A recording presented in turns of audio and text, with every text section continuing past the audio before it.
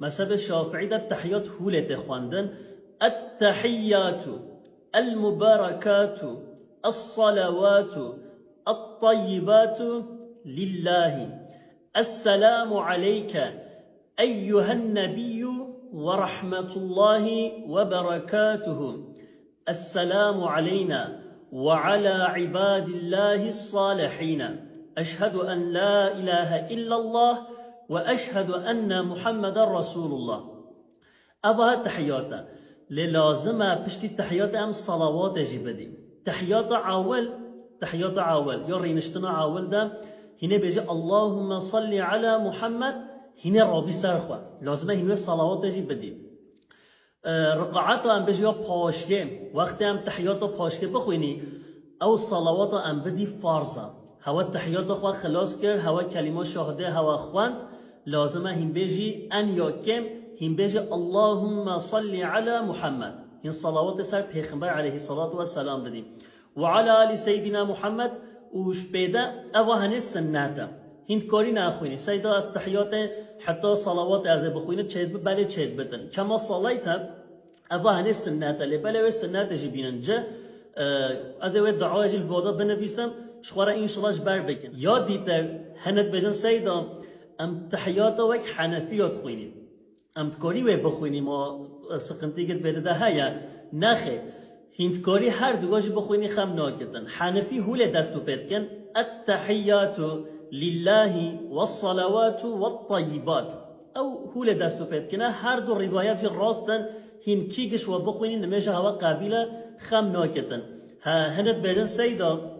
این التحیات ده دمام تخوینی هند بجن والله لازمه هین بجی التحیات المبارکات الصلوات الطیبات بجي لازمه هم بيك وابكي ام مجبوري بيك وابكي مسلمان العزيز معروف بيك باجي بكتن تسبحيا يعني شيء باشا بجي التحيات المباركات الصلوات الطيبات لبالي إيلو شافعيا ما تشتا الظالم أكثري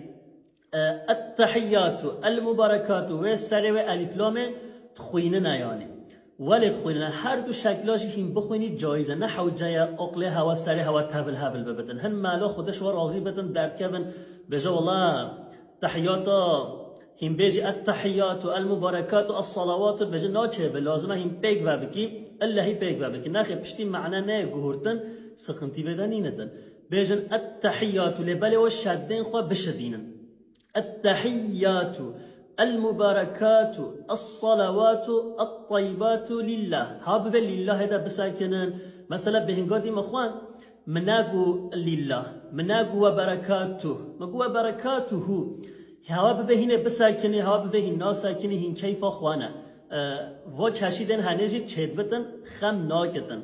مذهب شافعی ده لباله هاش صلوات هبن گلک خلق صلوات